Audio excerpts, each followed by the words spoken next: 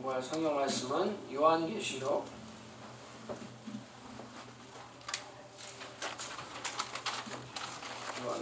1장 마지막 절에서부터 2장 7절까지 하겠습니다. 그러니까 1장 20절부터 2장 7절까지.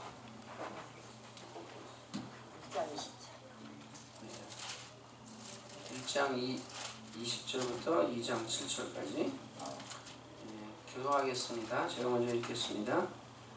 네 본 것은 내 오른손에 7별의 비밀과 7 금촛대라. 7 별은 7 교회의 사자요 7 촛대는 7 교회니라. 에베소 교회의 사자에게 편지하기를 오른손에 7 별을 붙잡고 7 금촛대 사이에 다니시는 이가 가라사대 내가 네 행위와 수고와 네 인내를 알고 또 악한 자들을 용납지 아니한 것과 자칭 사도라 하되 아닌 자들을 시험하여 그 거짓된 것을 내가 드러낸 것과 또 내가 참고 내 이름을 위하여 견디고 게으르지 아니한 것을 아노라. 그러나 너를 책망할 것이 있나니 너의 처음 사랑을 버렸느니라. 그러므로 어디서 떨어진 것을 생각하고 회개하여 처음 행위를 가지라. 만일 그러하지 아니하고 회개치 아니하면 내가 내게 임하여 내 촛대를 그 자리에서 옮기리라.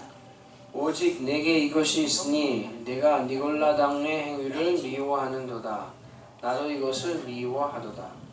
귀 있는 자는 성령이 교회들에게 하시는 말씀을 들을지어다. 이기는 그에게는 내가 하나님의 낙원에 있는 생명나무의 과실을 주어 먹게 하리라. 아멘. 아멘. 제가 지난번에는 이 요한계시록의 그 서론에 대해서 말씀을 드렸고, 오늘부터는 그 예수님께서 2장과 3장에 7 교회에다가 편지를 쓰신 것이 있는데, 이 편지의 내용을 한 교회씩 이렇게 살펴보겠습니다. 첫째 교회가 어디냐면 에베소 교회예요. 에베소 교회. 여러분에게 이 지도를 나눠드렸는데, 지도를 한번 보세요. 지도를 보시면은 그 에베소가 어디에 있는지 보이세요? 혹시? 영어로는 이피서스라고 써 있는데,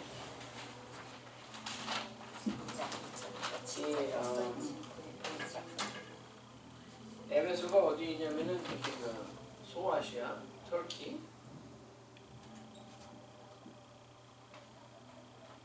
이 터키의 이 서해안에 있는 도시예요. 이 정도 되죠? 보이세요? 여기 이제 섬 하나가 바로 위에 있고 또 다른 교회들이 이렇게 있어가지고 7 교회가 일종의 그 원을 그리고 있습니다. 근데 오늘은 이 에베소 교회에 대해서 공부하게 되는데, 에베소 교회. 이 에베소는 어떤 도시냐면은 이 위치적으로 봐도 이 해안가에 있기 때문에 항구 도시예요. 항구 도시. 그리고 여기에는 헬라 사람들이 많이 와서 살고 있었어요. 그리스가 여기 있고, 여기는 터키. 여기에 있는 사람들이 많이 와서 여기 거주하고 있고, 여기는 교역이 활발한 데였고, 이 도시에는 그 헬라의 여신 중에 그 달 신인 아데미라는 여신이 있는데, 그 아데미를 위한 은으로 만든 신전이 있었어요. 여기. 이 성경에는 이 에베소에 대해서 어디에 나와 있냐면은 사도행전 18장, 19장, 20장에 보면은 에베소에 관한 기록이 나오는데, 거기에 보면 어떤 내용이 나오냐면은 사도 바울이 2차 전도 여행을 갔을 때, 바울이 4번 전도 여행을 다녔는데, 그 중에서 2차 전도 여행을 갔을 때 에베소에 잠깐 들려서 말씀을 전한 기록이 나오고, 그 다음에 3차 전도 여행을 할 때는 에베소에서 무려 3년이라는 그 오랜 기간을 머물면서 거기서 하나님의 말씀을 전했어요. 그리고 이제 4차 여행을 가기 전에 예루살렘으로 올라가면서 특별히 밀레도라는 곳에 가가지고 에베소에 있는 그 교회의 장로들을 다 불러가지고 그 고별 인사를 특별히 했어요.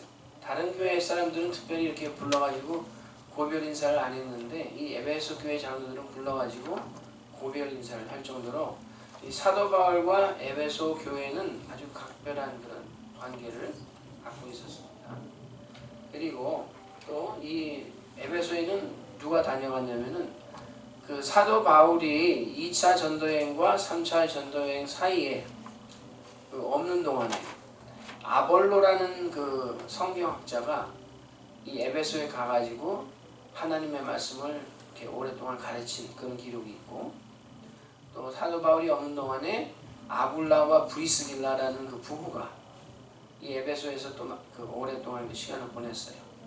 그리고 나중에 그 디모데전서 1장 3절에 보면은 이 사도 바울이 자기의 그 믿음의 아들인 그 디모데에게 너는 그 에베소에 가가지고 사역하라 하는 그런 이제 말을 한 것으로 봐서 디모데도 이 에베소 교회에서 사역을 한 것 같고, 그 다음에 교회 역사를 살펴보면은 그 후에 사도 요한이 이 그 에베소 교회에서 오랫동안 있었다 하는 그런 기록이 있어요.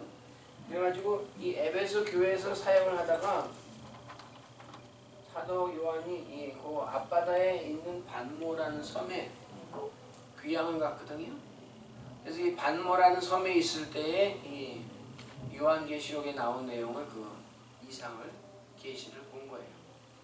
그러니까 에베소가 여기 있고 반모섬이 이렇게 있는데 사도 요한이 이렇게 있었다. 그런 것을 볼 때 이 에베소 교회는 아주 쟁쟁한 교회예요.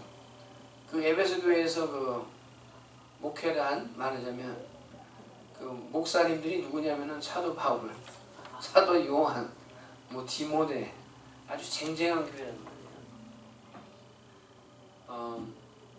그런데 이 에베소 교회에 이제 예수님이 첫 번째로 이제 편지를 보내신 거예요. 이제 그 내용이 이제 오늘 우리가 공부하는 그 요한계시록 2장에 나와 있는 그 내용입니다. 근데 여기 보면은 그 이제 예수님께서 편지를 보내실 때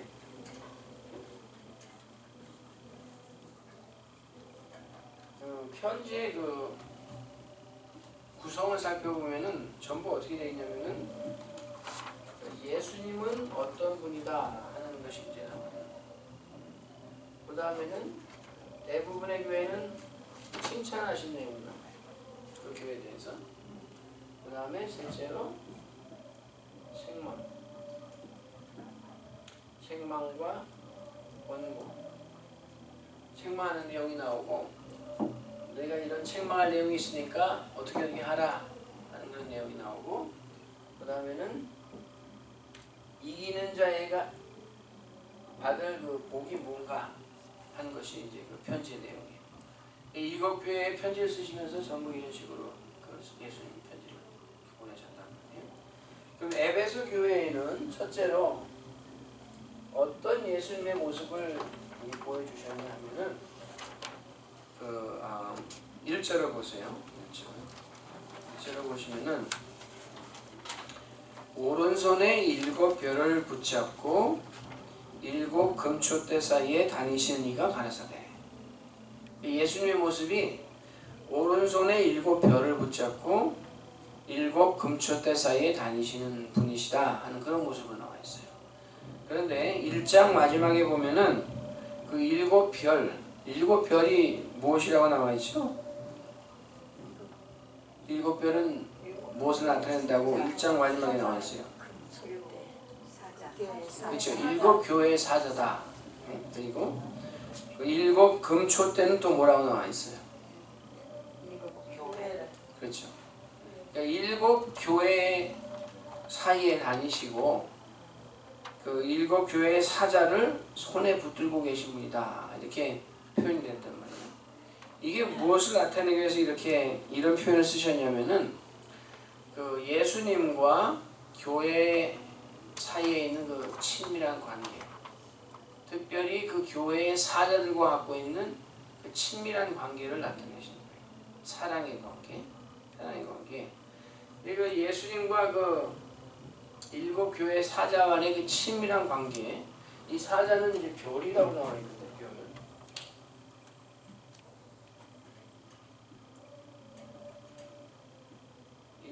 교회의 사자는 별이라는 거예요. 이 별을 손에 딱 쥐고 계시다는 거예요. 이 별은 어떤 사람들이냐면은 여러분이 한번 찾아보세요. 다니엘 12장 3절.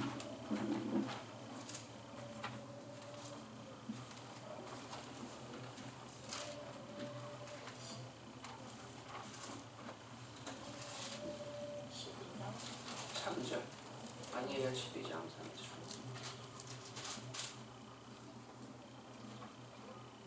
찾으셨어요? 그러면은 같이 읽겠습니다.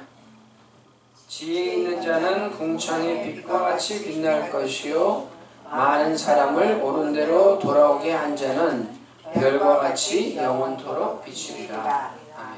이 별은 어떤 사람이냐면은 많은 사람들을 주님에게로 돌아오게 하는 사람이 이 별이란 말이에요. 교회의 사자의 역할은 뭐냐면은 사람들을 예수님께로 돌아오게 하는 게 그 역할이에요.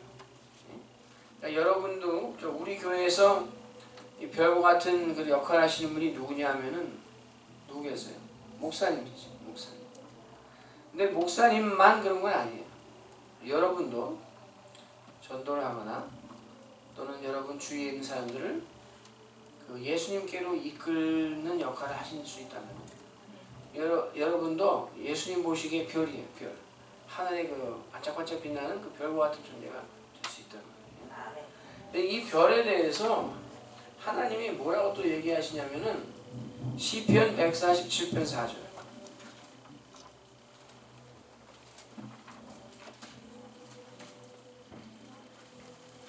시편 147편 4절을 보시면은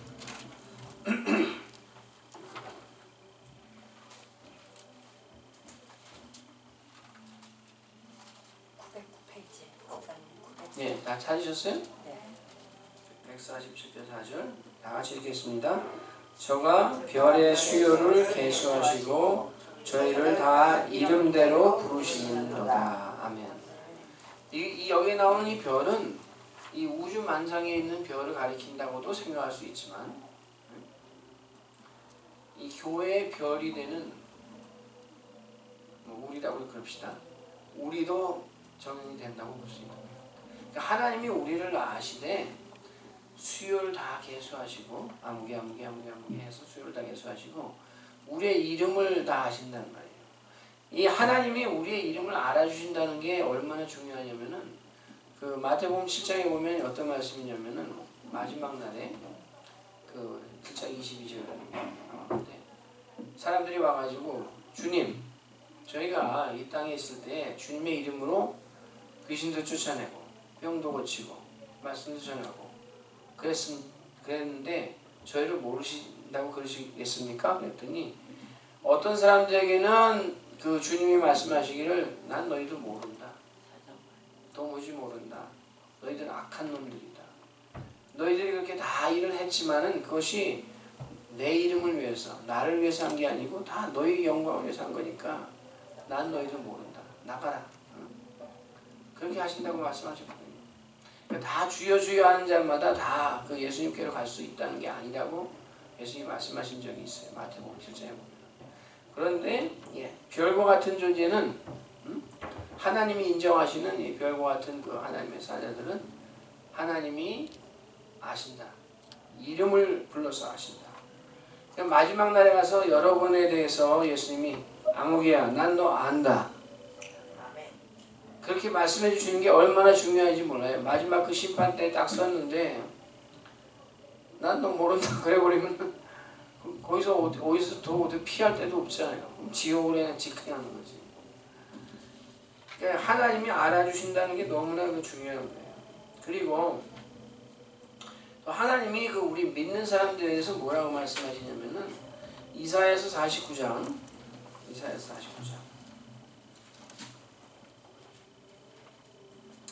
15절을 보세요.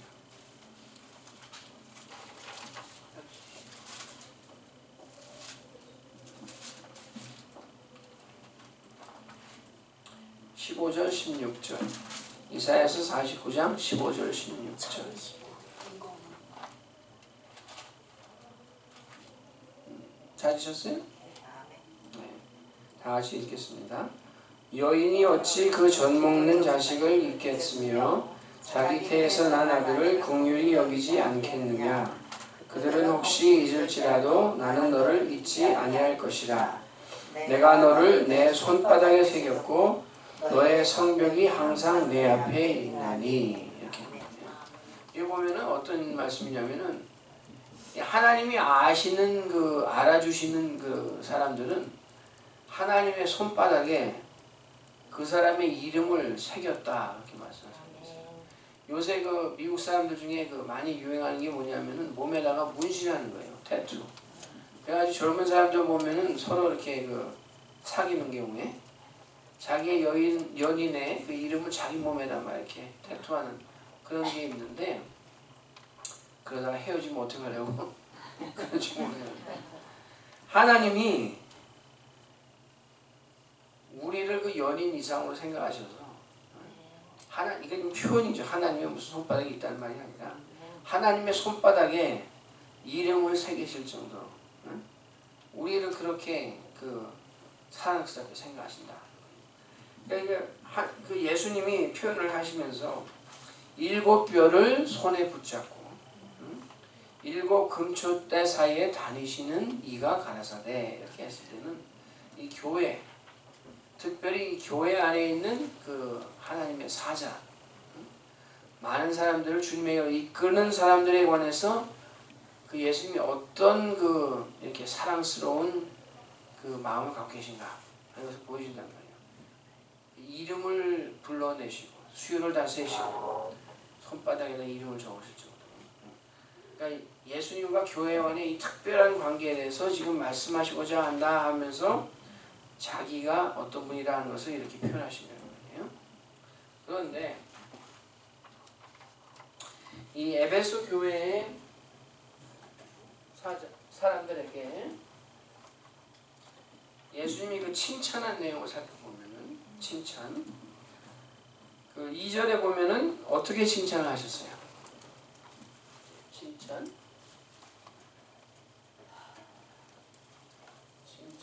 살펴보면은 이 에베소 교회 사람들이 칭찬을 받은 게 세 가지에 대해서 칭찬을 받았어요. 세 가지. 네, 쓰겠습니다. 행위와 수고와 인내.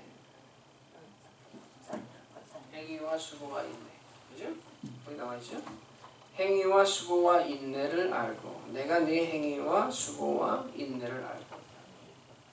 이 행위와 수고와 인내는 일종의 삼총사예요. 삼총사.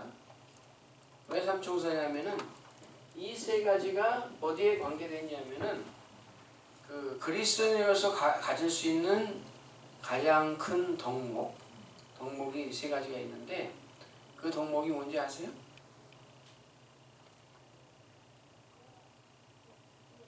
고린도전서 13장 마지막에 보면은 그런즉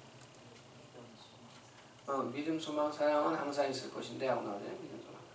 이게 우리 그리스도에 갖고 있는 세 가지 덕목인데 이 세 가지가 그 믿음, 소망, 사랑이 관계된 거기 때문에 삼총사라는 거예요. 그래서 제 소리가 아니라 데살로니가전서 1장 3절을 보세요.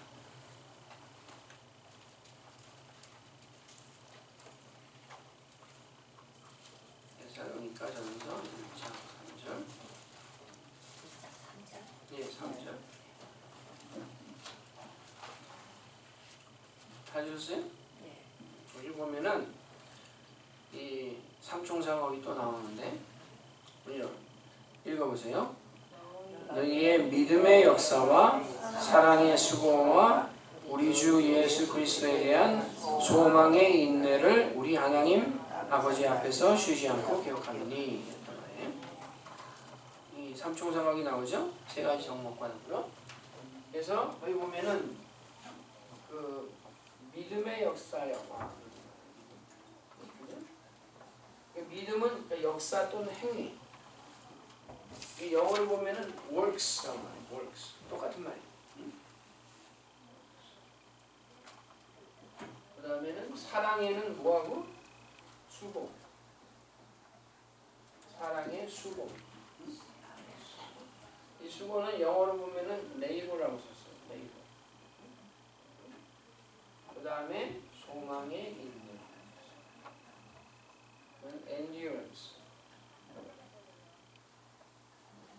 이 신약 성경이 그 헬라어로 적혀 있잖아요. 헬라어로 적혀 있는데 거기 보면은 이게 같은 단어로 써 있어요. 요한계시록에 있는 말하고 데살로니가전서 1장 3절에 있는 말. 이 역사, works라는 거는 엘곤이라는 말이고, 그다음에 labor,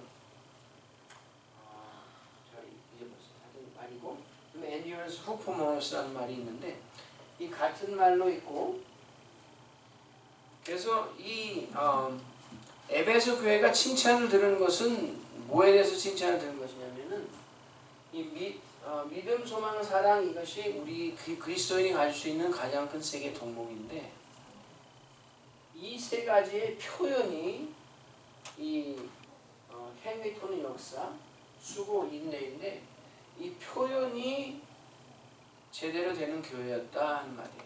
그것에 대해서 칭찬을 듣는 거예요. 이 특별히 여기에서 이제 이 부분에 대해서 좀 생각을 할 수 있는데 이 믿음과 역사의 관계에 대해서는 우리가 나중에 그 4대 교회, 4대 교회를 생각할 때 다시 생각할 테니까 오늘은 많이 얘기하지 않겠어요. 근데 이 labor of love,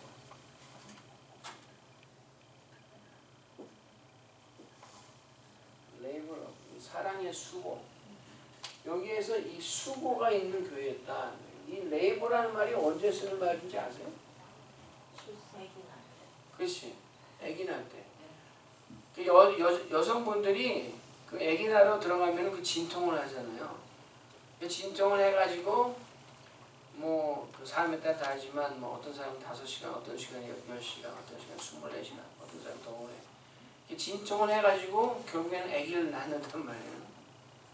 그 진통하는 그 과정이 레이버라고 해요. 레이버. 또는 그 사람들이 일터에 나가지고 노동할 때 그것도 레이버라고 그러죠. 사랑의 그 표현에는 이런 그 진통하는 것 같은 그런 수고가 곁들여진다는 것을 알 수 있어요. 여러분이 특별히 가령 전도를 한다. 전도를 한다. 그럼 전도를 나가서 그 전도의 대상이 되는 사람을 사랑하는 마음으로 이 영혼을 내가 구원해야겠다 하는 마음으로 그 전도를 하는데 전도가 이렇게 쉽게 되지 않습니다. 넉넉한 일이 아니에요. 그 한 사람을 구원해내기 위해서는 정말 애기 낳는 고통이 따른단 말이에요. 애기 낳는 고통. 여러분이 교회에서 이제 충성봉사를 할 때도 여러 가지 굳은 일을 많이 할 거 아니에요. 부엌에서 일한다, 또 청소를 한다, 냉장고가 망가지고 장모님처럼 냉장고를 고친다. 이런 일을 할 때 이런 레이버가 들어간단 말이에요. 이 애기 낳는 그 진통하는 것 같은 그런 그 노동이 들어가야 사랑의 제대로 된 표현이 난단 말이에요. 그런데 또 그다음에 인내는 소망이 있기 때문에 할 수 있는 게 있네요. 소망이 없다면은 참아낼 수가 없어요. 우리가 이 땅에 살면서 이제 고난이 있는데 고난을 참을 수 있는 이유는 하늘나라에 관한 소망이 있기 때문에 우리가 그 인내할 수 있는 거죠. 소망이 없으면 뭐 때문에 인내를 하겠어요? 오늘 살다가 앞으로 그 미래가 어떻게 될지 모르는데 뭘 믿고 인내를 하냐. 소망에는 인내가 있고 믿음에는 행위가 있는데 사랑이 있어서 수고가 있는 거예요. 근데 오늘 요 사랑의 수고에 대해서만 생각을 할 텐데 이 에베소 교회에 예수님이 이 수고에 대해서는 칭찬을 하셨는데 조금 뒤에 가보면은 예수님이 뭐라고 책망을 하시냐면 4절에 가보면 너의 처음 사랑을 버렸느니라. 처음 사랑을 버렸느니라. 너희가 수고는 하고 있는데 사랑은 너에게 더 이상 없다 하고 지금 말씀하십니다. 사랑이 없는 수고는 그러면은 그 수고가 예수님께서 기뻐하실 만한 수고가 될까요? 아니겠지. 그러니까 이 에베소 교회에서 처음에는 이 사랑을 가지고 이 수고를 한 것 같아요. 그런데 하다 보니까 그 수고의 그 근본적인 그 원인이 되는 사랑은 다 잊어버리고 계속 수고만 한 거예요. 그러니까 교회에서 여러분이 그 수고를 하실 때 그렇게 되는 수가 꼭 있어요. 여러분이 부엌에서 일을 한다. 그러면 요리도 해야 되고 설거지도 해야 되고 하는데 이 수고를 하다가 어떤 경우에 빠질 수가 있냐면은 수고하는 것 그 자체에 그냥 몰두가 돼가지고는 내가 왜 수고를 하는지 그건 까마득하게 잊어버리고 수고만 계속하는 수가 생긴다는 거예요. 그러면 예수님 보시기에 어떠냐면은 뭐 그래도 수고는 수고니까 조금 칭찬해 주실 만한 거가 되지만 너희가 근본적인 그 이유를 다 까먹었구나 하고 책망하시는 거예요. 그러니까 수고를 하되 이 수고는 사랑의 수고여야 되지 이 사랑이 빠진 수고는 예수님 보시기에 100점 만점에 100점은 이다 아니다. 아니다. 그래서 예수님이 지금 너희가 수고는 있는데 처음 사랑을 버렸다. 처음 사랑을 버렸다. 이렇게 말씀하시죠. 처음 사랑. 처음 사랑이라는 말이 중요해요.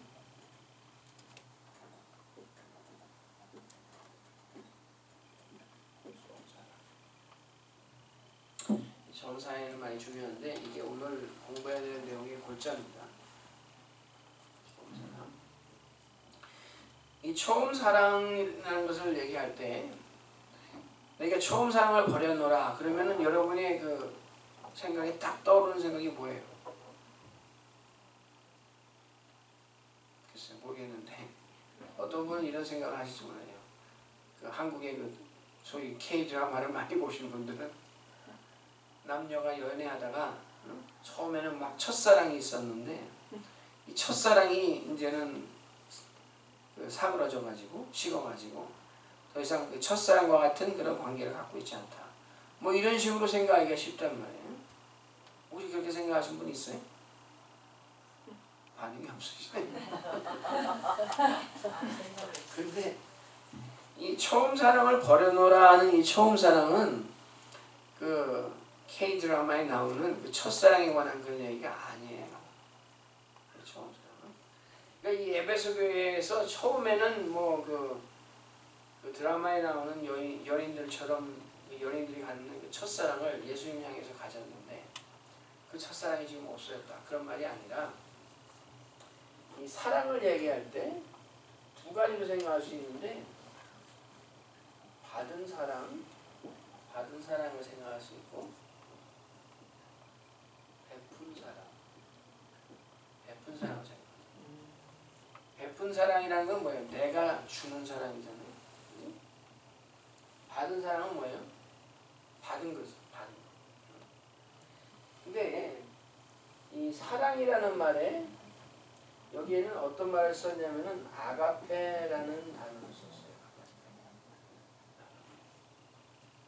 이 아가페 사랑이 우리 사람에게 처음부터 있었을까요? 없었어요. 이 아가페 사랑은 무조건적인 그 하나님이 우리에게 주시는 사랑을 말합니다.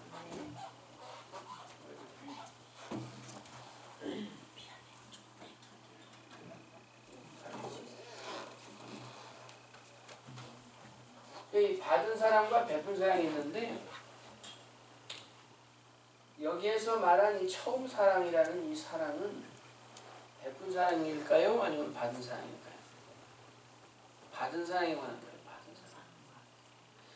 근데 예수님이 너희 처음 사랑을 버렸노라 하는 그렇게 말씀할 때는 무슨 말씀하냐면 너희가 처음 받았던 사랑 그 사랑을 버렸다 하는 거예요. 받은 사랑. 베푼 사랑이 아니라. 여러분이 한 곳에 찾아보세요. 에스겔 16장. 에스겔 16장.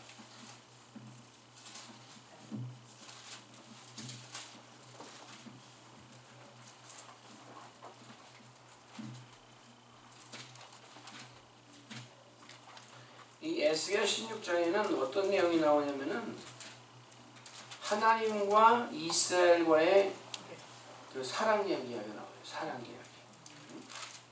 러브 스토리. 그 하나님과 사랑, 그 이스라엘과의 그 러브 스토리가 나오는데 시간 관계상 다 읽지는 않겠어요. 근데 16장 이제 집에 가서 한번 나중에 쭉 읽어보세요. 16장 1절부터 그 20절 쭉 보면은 어떤 내용이 나오냐면은 하나님이 이스라엘을 사랑하셨을 때, 처음 사랑하셨을 때, 하나님의 사랑이 어떤 것이었는가 하는 것을 여기 쭉 적어 놓으셨어요. 하나님이 말씀하시는데 어떤 사랑이 관계였냐면은 하나님이 이스라엘에게 사랑을 베푸셨을 때 이스라엘은 어떤 존재였냐면은 갓 태어나가지고 돌아볼 사람도 없고 길거리에 버려진 그런 애기와 같았다는 거예요. 그래가지고는 길거리에 아직 그 피도 다 닦지 못하고 그 피 묻은 그 모습 그대로 있으면서 바둥바둥대는 그런 애기였다는 거예요. 근데 그런 애기를 그런 그 버려진 아기 같은 이스라엘을 그 6절에 보면은 하나님이 말씀하시기를 내가 네 곁으로 지나갈 때에 네가 피투성이가 되어 발짓하는 것을 보고 네게 이르기를 너는 피투성이라도 살라. 다시 이르기를 너는 피투성이라도 살라. 그래가지고는 전혀 스스로는 살 수가 없는 존재인 이 이스라엘을 길바닥에 버려진 그런 애기와 같은 그 이스라엘을 하나님이 무조건적으로 사랑하셔 가지고 살게 해주셨다는 거예요. 살게 해주셨어요. 그 버려진 애기 같은 존재가 누구냐면 우리예요. 우리. 에베소 교회고. 그런 존재를 하나님이 사랑해 주셔가지고 사랑해 주셨단 말이에요. 그리고 8절에 보세요. 8절. 어떤 표현이 나오냐면은 내가 네 곁으로 지나며 보니 네 때가 사랑스러운 때라. 내 옷으로 너를 덮어 벌거벗은 것을 가리우고. 그런 말이 있어요. 내 옷으로 너를 덮어서 벌거벗은 것을 가리우고. 그러니까 우리의 그 수치, 우리의 죄악을 하나님이 가리워 주셨다는 거예요. 가리워 주셨다. 옷으로 그 수치를 가리워 주셨다 하는 게 하나님의 사랑의 표현이겠죠. 이 옷으로 이렇게 덮어서 가리웠다는 표현이 또 어디에 나오냐면은 룻기에도 나와요. 룻기에. 룻이 그 타작마당에 들어가서 보아스가 거기 누워 있는데 그 살며시 그 옷깃을 들어가지고 거기 상 누우면서 보아스가 깜짝 놀라서 누구냐 그랬더니 그 저를 덮으소서. 그런 얘기하는 게 나오는데 이 옷으로 덮어준다는 게 수치를 가리운다는 거예요. 그러니까 우리가 이 버려진 애기 같아가지고 길바닥에 이렇게 바둥바둥대고 있는데 하나님이 지나가시면서 우리를 그렇게 사랑스러운 눈으로 보시면서 하나님의 옷으로 우리의 수치를 덮어주셨다는 거예요. 하나님께서 전적으로 일방적으로 우리를 사랑해 주신 거예요. 처음 사랑이라는 게 우리가 하나님에 대해서 무슨 첫사랑이 있었다 그런 얘기가 아니라 하나님께서 우리를 일방적으로 사랑해 주신 그 사랑을 말하는 거예요. 그래서 그 신약에서는 이것을 어떻게 표현하냐면은 두 군데를 찾아보겠는데 요한일서 4장 9절 10절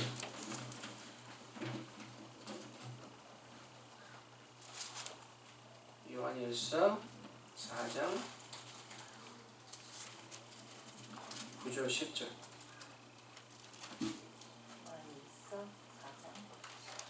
9절 10절. 찾으셨어요? 네. 다 같이 읽겠습니다. 하나님의 사랑이 우리에게 이렇게 나타난 바 되었으니 하나님이 자기의 독생자를 세상에 보내심은 저로 말미암아 우리를 살리려 하심이니라. 사랑은 여기 있으니 우리가 하나님을 사랑한 것이 아니요 오직 하나님이 우리를 사랑하사 우리 죄를 위하여 화목제로 그 아들을 보내셨음이니라. 아멘. 또 한 곳에 찾아보면은 로마서 5장 8절 비슷한 말씀이 있는데 로마서 5장 8절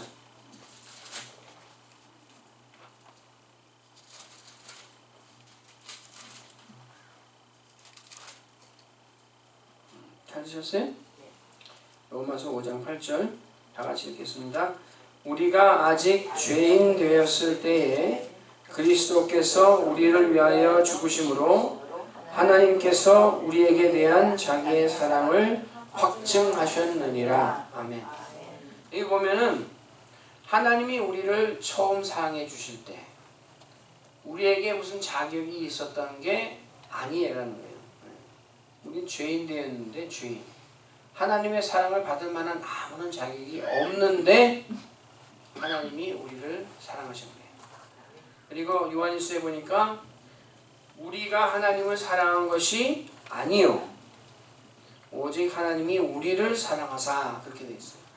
우리는 죄인이라서 하나님을 사랑하겠다는 그런 생각조차 할 수 없는 그런 존재였단 말이에요. 그런데 하나님이 우리를 먼저 사랑해 주셔가지고 예수 그리스도를 보내셔서 우리의 죄값을 치르게 하신 거예요. 하나님이 우리를 사랑하신 것이지 우리가 하나님을 사랑한 게 아니라는 거예요. 그래서 이 처음 사랑이라는 말은 우리가 베푼 사랑을 말한 게 아니에요. 우리가 받은 사랑을 말해요. 이 처음 사랑을 버렸느니라. 하나님께서 우리가 죄인 되었을 때 우리를 사랑해 주신 그 사랑을 너희가 버렸다 하고 지금 에베소 교회에 그 책망하십니다.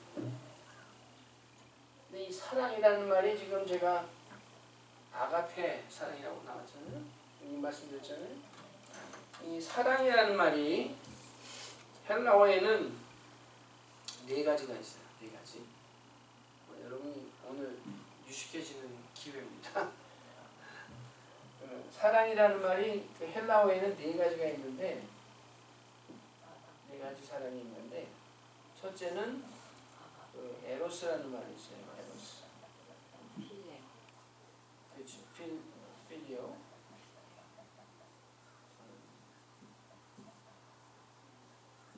그 다음에는 스톨게.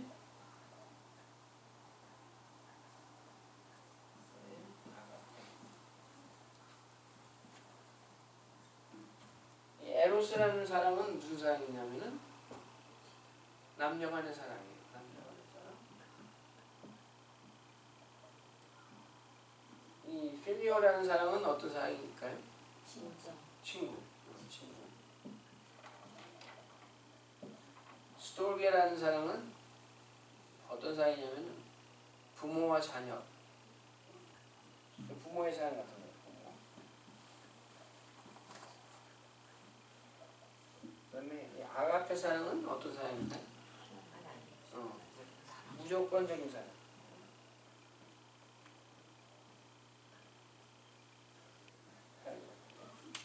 이 네 가지가 다 있는데 이 중에서 이 처음 세 가지는 인간 사회에서 인간들 사이에서도 우리가 찾아볼 수 있는 그 사랑이에요. 근데 하나님이 이런 사랑의 관계를 주신 이유는 왜 주셨을 것 같아요? 사람들 사이에 이런 사랑의 관계를 남녀가 사랑하게 하고 친구끼리 사랑하게 하고 부모가 자녀를 사랑하게 하고 이 사랑의 관계를 왜 주셨을까요? 결국은 하나님이 우리에게 주신 모든 것은 그 목적이 뭐냐면은 하나님이 하나님에 대해서 우리에게 알려주시려고 다 주신 거예요. 그렇게 생각하시면 가장 편해요. 이 성경은 왜 주셨냐? 예수 그리스도에 대해서 우리에게 증거하시기 위해서 주신 거예요. 예수 그리스도는 왜 오셨냐?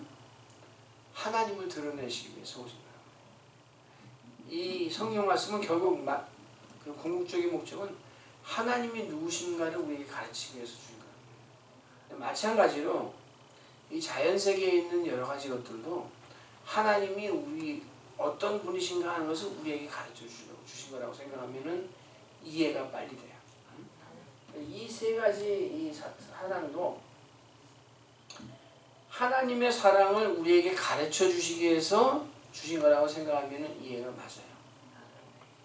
그러니까 이제 그럼 여러분 생각해 에로스 이거 뭐 남녀 간의 사랑인데 이게 무슨 그 하나님의 사랑을 나타내는 건가? 그렇게 해서 여러분이 그 질문하실 수 있는데 그것도 그렇습니다. 왜냐하면 성경에 가려 보면은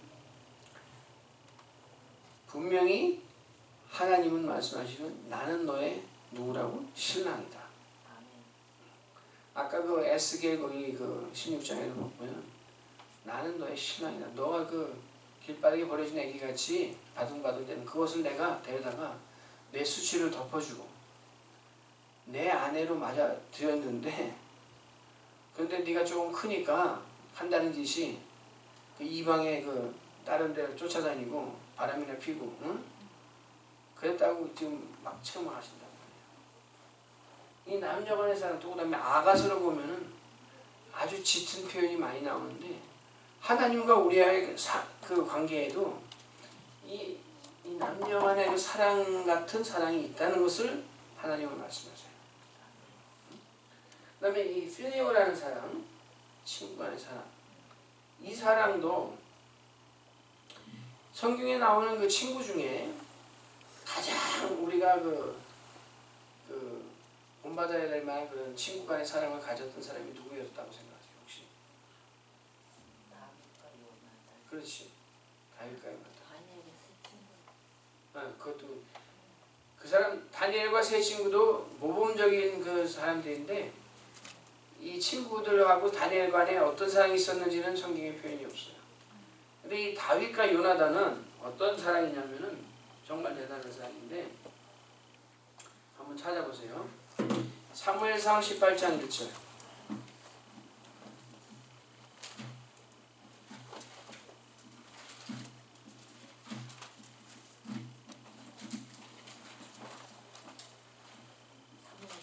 장 18장 1절.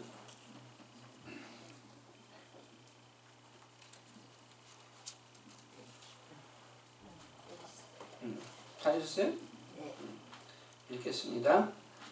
다윗이 사울에게 말하기를 마침에 요나단의 마음이 다윗의 마음과 연락되어 요나단이 그를 자기 목같이 생명같이 사랑하니라.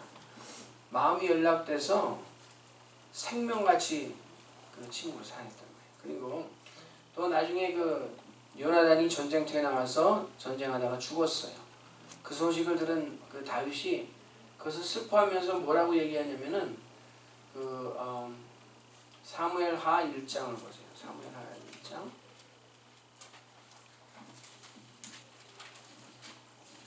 사무엘하 1장 26절.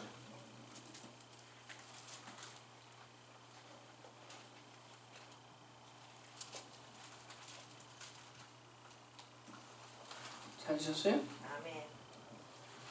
읽겠습니다. 내 형 요나단이여 내가 그대를 애통함은 그대는 내게 심히 아름다움이라. 그대가 나를 사랑함이 기이하여 여인의 사랑보다 승하였도다. 이렇게 얘기했어요. 이 친구가 얼마나 사랑이 그 끈끈한지 여인이 사랑하는 그 사랑보다 승하였다. 더 뛰어났다. 그런 사랑이 이 다윗과 요나단의 사랑이었는데 예수님은 그 예수님의 사랑, 우리를 향한 사랑을 또 어떻게 표현하시냐면은 이 친구의 사랑을 요한복음 15장 13절에서 15절을 보세요.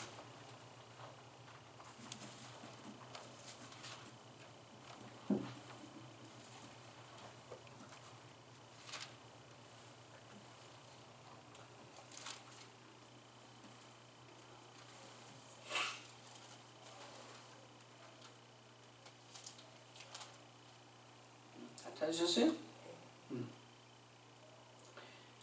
다 같이 읽겠습니다. 사람이 친구를 위하여 자기 목숨을 버리면 이에서 더 큰 사랑이 없나니 너희가 나의 명하는 대로 행하면 곧 나의 친구라. 이제부터는 너희를 종이라 하지 아니하리니 종은 주인의 하는 것을 알지 못함이라. 너희를 친구라 하였노니 내가 내 아버지께 들은 것을 다 너희에게 알게 하였음이니라.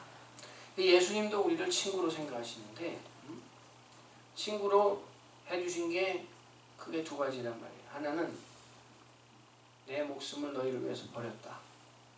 또 하나는 아버지께 들은 것을 다 너에게 알려주었다.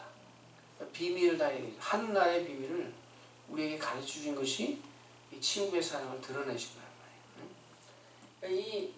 그리고 이 스톨게 부모와 자녀와의 그 사랑도 아까 우리가 이사야서에서 읽었죠.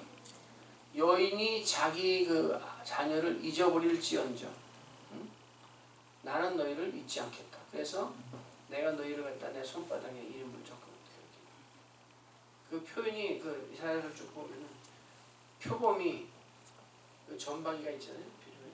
이 점이 없어질지언정 나는 너희를 잊지 않겠다.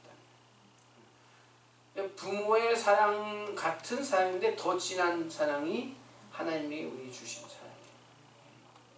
그리고 아가페 사랑, 무조건적인 사랑. 우리가 아직 죄인 되었을 때 사랑을 받은 아무런 자격이 없을 때에 하나님이 우리에게 주신 사랑이 바로 이 무조건적인 하나님의 사랑이란 말이에요. 우리가 이런 사랑을 처음 사랑으로 하나님으로부터 받았어요. 근데 이 에베소 교회에 책망하신 게 뭐냐면은 너희가 받은 이 처음 사랑을 버려놓으라. 그게 지금 예수님이 책망하신 거예요. 처음 사랑. 이 처음 사랑을 버려놓으라 하셨는데 처음 사랑을 버리지 않고 우리가 기억하는 게 왜 중요할까요? 중요하겠죠? 중요하다고 다 동의하세요? 근데 그럼 왜 중요할까요? 왜? 처음 사랑을 버리지 않고 우리가 간직해야 되는 이유가 뭐예요? 네? 처음 받았으니까? 오케이? 이 중요한 이유가 뭐냐면은 처음 사랑으로부터 나오는 그 우리에게서 드러나는 결과가 있는데 여기 보면은 어떻게 표현했냐면은 5절 보세요. 그러므로 어디서 떨어진 것을 생각하고 회개하여 뭘 가지라? 처음 행위를 가지라.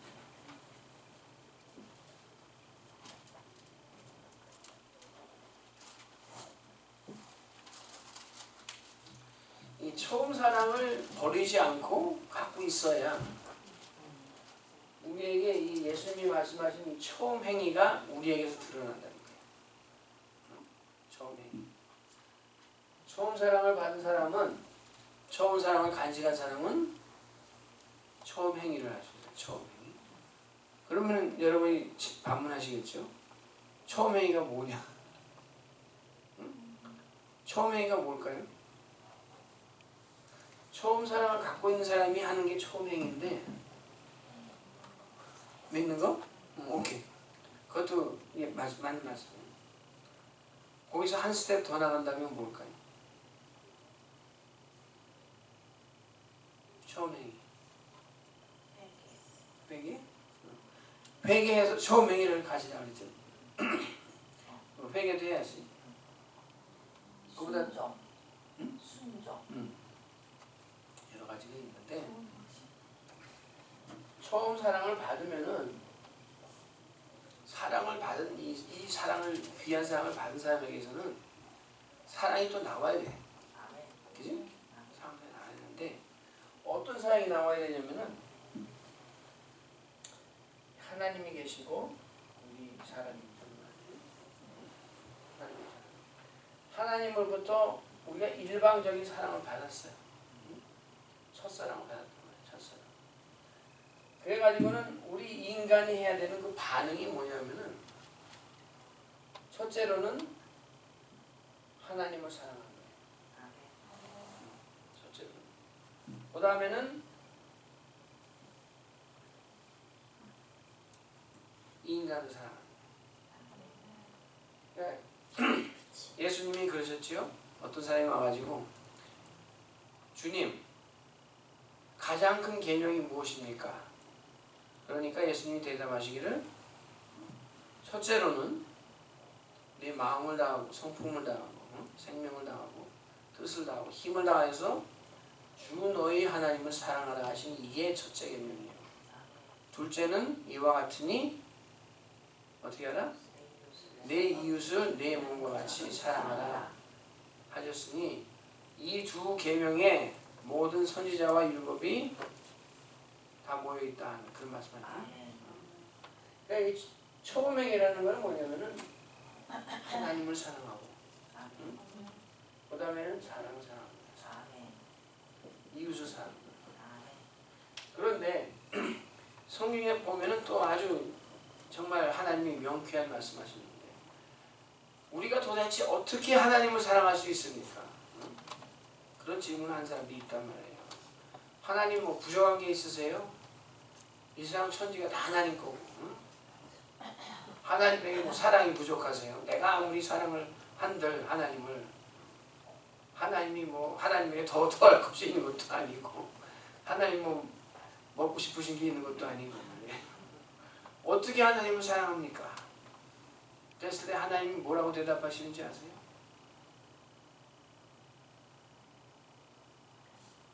이거 아시면은 100점.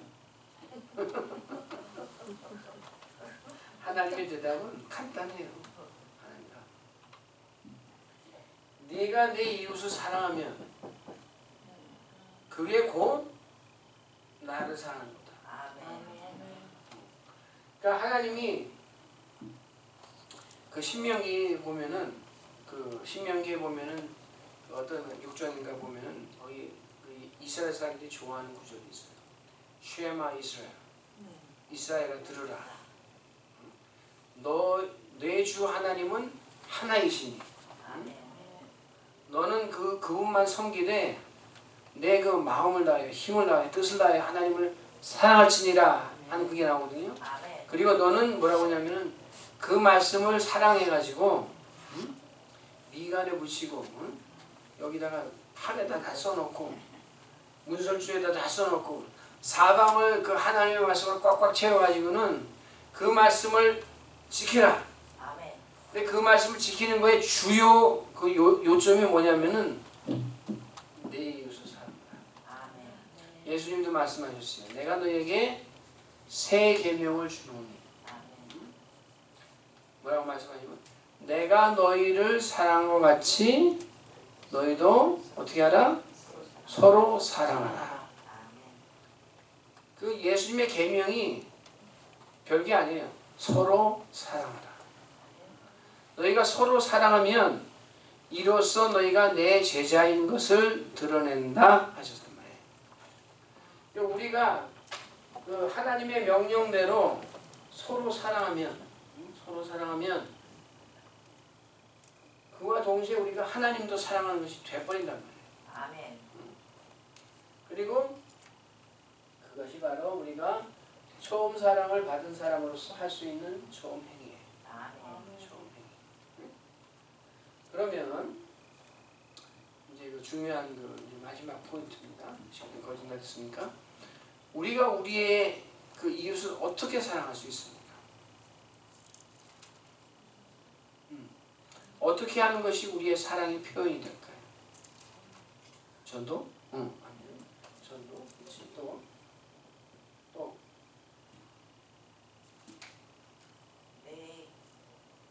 다른 사람이 나한테 해주기를 바라는 것처럼 내가 다른 사람에게 해주라. 근데 해주기를 바라는 그게 뭐예요? 사랑.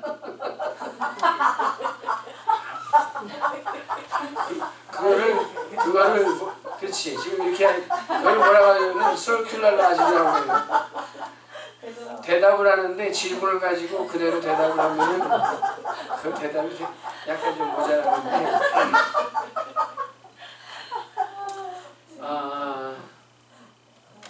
누가복음 7장을 한번 보세요.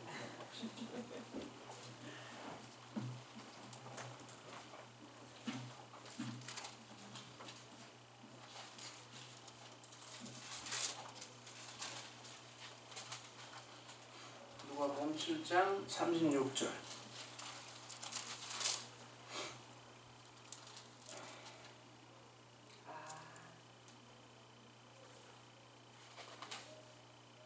다 찾으셨어요? 네. 아멘. 36절부터 쭉 보면 여기 어떤 내용이 나오냐면은 하루는 예수님께서 초대를 받으셔서 어떤 그 바리새인의 집에 가셨어요. 그랬는데 그 초대받은 그 집에 불청객이 하나 들어왔어요.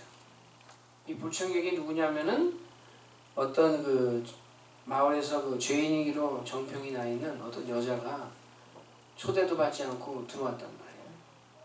그래가지고는 그 예수님의 그 발 곁에 서가지고 울면서 자기 눈물로 그 예수님 발을 적시고 자기 머리털로 그 발을 씻었어요. 그리고는 그 발에 막 입을 맞췄단 말이에요. 이 죄인인 여자가. 그러니까 이것을 보고 있던 이 바리새인이 속에 생각하기를 아니 이 여자는 모든 사람이 다 알고 있는 그 죄인인데 왜 이 예수님은 이 여자가 자기한테 이렇게 하도록 가만히 내버려 두시는가 그렇게 속으로 생각을 했단 말이에요. 그랬을 때 예수님이 바리새인에게 뭐라고 가르쳐 주셨냐면 질문하시냐면은 어떤 사람이 그 두 사람이 있었는데 한 사람은 빚을 500데나리온을 지고 한 사람은 50데나리온을 지었는데 두 사람이 다 탕감을 받았는데 둘 중에 누가 더 그 탕감해 준 사람을 사랑하겠느냐 했더니 바리새인이 그 뭐 지체함도 없이 대답하기를 많이 탕감함을 받은 사람이 더 사랑하지 않겠습니까? 했더니 예수님이 말씀하시기를 내 말이 옳도다. 이 여자는 이 많이 탕감함을 받은 사람 같이 자기의 그 죄 용서함을 깨달았기 때문에 나를 그렇게 사랑해가지고 눈물을 흘리면서 내 발을 적시고 자기 머리털로 내 발을 씻기고 그런 거다 하는 것을 말씀하셨단 말이에요. 그러니까 이 사랑을 하는 데는 용서함을 받은 것을 깨달음이 있어야 되고 또한 더불어서 사랑을 하는 데에는 용서해 줌이 있어야 돼요. 용서.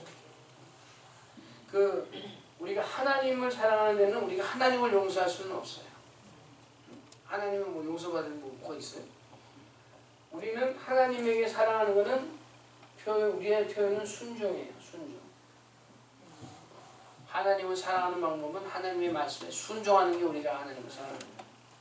그런데 이 사람 사이에는 우리가 그 사랑하는 방법이 뭐냐면은 용서예요. 용서. 그래서 여러분이 주기도문 할 때도 항상 뭐라고 그래요? 우리가 우리에게 죄진 자를 사하여 준 것 같이 우리의 죄를 사하여 주옵시고.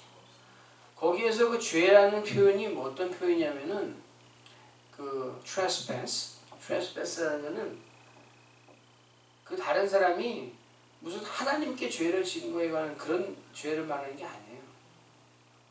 그 사람이 하나님에게 무슨 죄를 지었다면은 그건 우리가 용서해 줄 그런 능력이 없어요. 근데 그 사람이 내게 무슨 잘못을 해가지고 내게 상해를 했다든가 손해를 끼친 그걸 말하는 거예요. 그런 경우에 내가 그 사람을 용서해 주는 것이 내가 하나님의 그 명령을 순종해가지고 사랑을 베푸게 된단 말이에요. 그래서 성경에 그 레위기에 보면 그 제사들이 쭉 나오는데 그 제사 중에 어떤 제사가 있냐면은 속건죄라는 게 있어요. 속건죄라는 게 있는데 속건죄라는 말은 뭐냐면은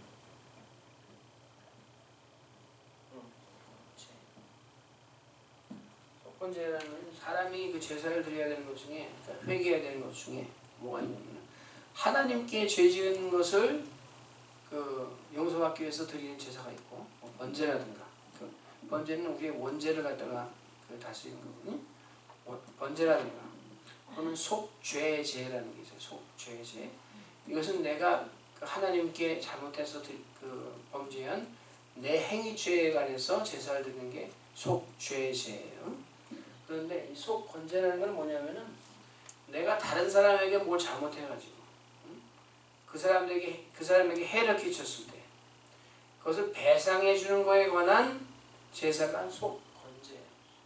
반드시 사람과 사람 사이에 그 지은 죄도 해결을 받아야 되는 거란 말이에요. 근데 누가 나에게 이렇게 손해를 끼쳐가지고 나에게 죄를 지어서 그 사람은 그것을 해야 되는 그런 입장이 있는데 내가 그것을 괜찮아 하고 용서해 주면은 내가 그 사람을 용서해 주는 게 되면 그게 바로 우리가 주기도문에 말하는 거예요. 우리가 우리에게 죄를 진 사람을 사해 준 것 같이 그 사람이 이 속건제에 해당하는 이 그 회개를 해야 되는 것을 내가 그냥 이렇게 탕감해 주는 거. 그게 용서해 주는 거예요. 그런 것을 할 때 우리가 이 처음 사랑을 받은 사람으로서 거기에 걸맞는 처음 행위를 하게 된다는 거예요.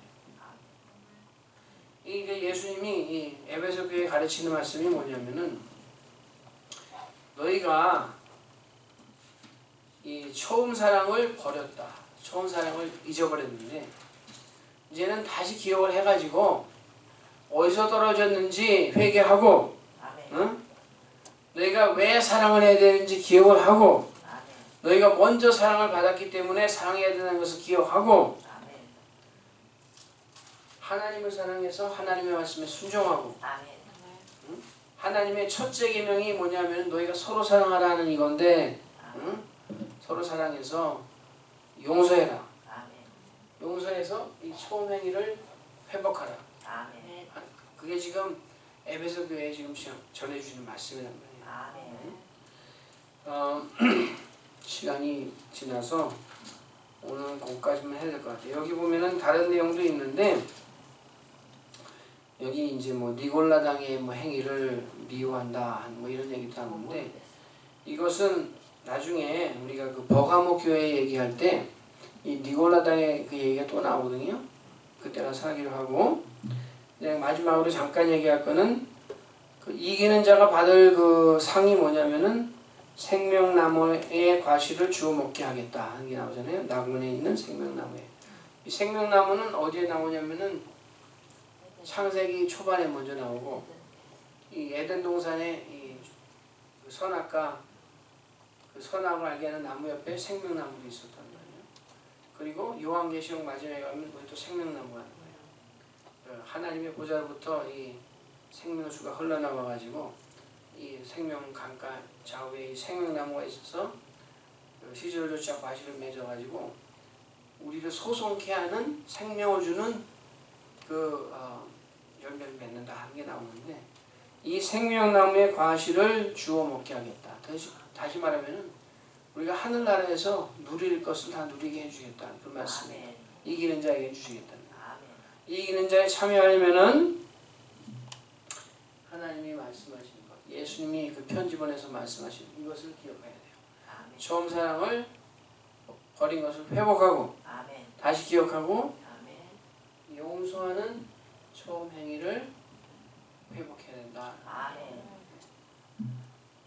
이것만 기억하시면은 오늘 공부한 거는 요점을 다 기억하시는 거예요. 그럼 됐고 기도하고 마치겠습니다. 하나님 감사합니다. 저희는 아무런 자격이 없고 하나님의 그 처음 사랑을 받을 만한 조건이 구비되어 있지 않았음에도 불구하고 길거리에 버려진 바둥바둥대는 그런 어린아이와 같은 저희들을 하나님이 무조건적으로 사랑해 주셔서 저희들에게 처음 사랑을 베풀어 주셨습니다. 하나님 저희가 이것을 잊지 않게 하여 주시옵시고 아멘. 항상 마음에 두고 하나님께 이 처음 사랑을 받은 존재들로서 아멘. 저희가 다시 하나님을 사랑하고 또 이웃을 사랑하여서 아멘. 하나님께서 명하신 이 처음 행위를 행할 수 있는 저희 모두가 다 될 수 있게 하여 주시옵소서. 아멘.